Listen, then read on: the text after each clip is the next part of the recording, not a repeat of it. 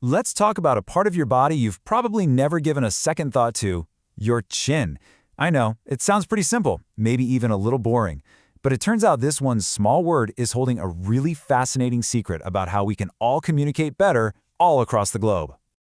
So, that's the question, isn't it? And it feels like a weird one, but you'd be surprised. The answer is a lot. See, this isn't just about anatomy, it's about the very architecture of language itself. We're about to see how one of our most basic words is actually a key to unlocking a much, much bigger idea. And here it is. This is the little fact that kicks off our entire journey. The word chin is on something called the Basic English 850 list. And I know you're thinking right now, the what now? What on earth is that? Okay, let's pull back the curtain. The Basic English 850, or BE 8050 for short, isn't just some random list of words somebody threw together. No, it's a carefully designed system. It's a powerful tool that was created to make English way more accessible as an international language. That right there is the magic number, just 850 words. Now, think about that for a second. The average English speaker knows tens of thousands of words, right? But this whole system argues that you can express pretty much any fundamental idea you have with just this core set. It's all about efficiency. Now, it's super important to know this is not baby talk. Not at all. It's a simplified but totally complete version of English designed specifically for clear international communication.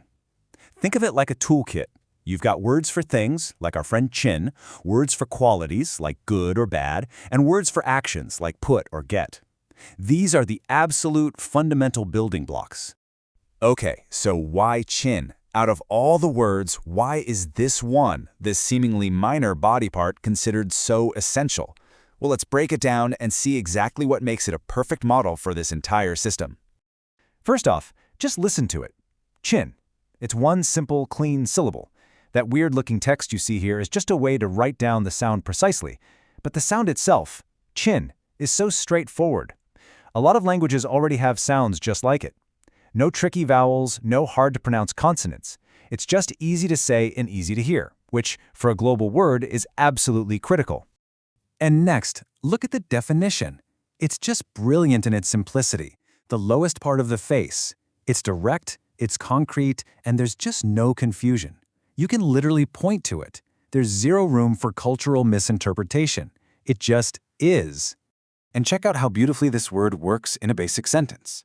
My chin is below my mouth. It uses other core concepts from the list, like my is below mouth, to build a perfectly clear statement. This right here is the system in action, all these simple parts working together. But here's the thing. A single word is only so useful on its own. Its real power comes from how it fits into a logical structure with all the other simple words. You know, it's not an island. It's a tiny piece of a much larger map. And here's a little piece of that map. You can see how chin is just so neatly categorized with other essential words for the head. You've got eyes, nose, mouth. Each one is simple, concrete, and universal. And when you put them together, they form a system that lets you describe a face clearly to anyone, anywhere on Earth. So, we've seen why chin is a perfect word for basic English. But you know what? The story gets even bigger. This isn't just an English concept, it's a fundamentally human one. 68. That's how many different languages have an entry for the word chin in this one particular source. 68 different ways to name the exact same, universally understood part of the human body. So this isn't just a word anymore, right? It's a shared point of reference for all of us. I mean, just look at the diversity here. It's incredible. You've got French, Japanese, Russian, Swahili. It just drives home the point that no matter what the script looks like or what the word sounds like, the idea of a chin is something we all just get. It actually connects us. So, we've gone from a single body part to a list of 850 words to a whole global network of languages. But what's the big takeaway from all this? Why does any of this actually matter in the real world?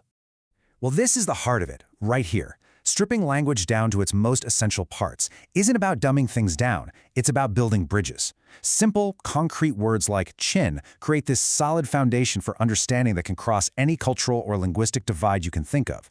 Clarity is how we connect. And I think this just sums it up perfectly. The journey of this one little noun shows us something really profound, that the most powerful tools we have for communication aren't always the most complex ones. Sometimes they're the ones we use every single day without even thinking about it. And that leaves us with one last thought to chew on. The basic English list was created to promote understanding. So it kind of begs the question, right? In our own lives, in our jobs, in our everyday conversations, how often do we use complicated language when simple words would work better? And what important ideas might be getting lost in translation? Not between different languages, but just between each other.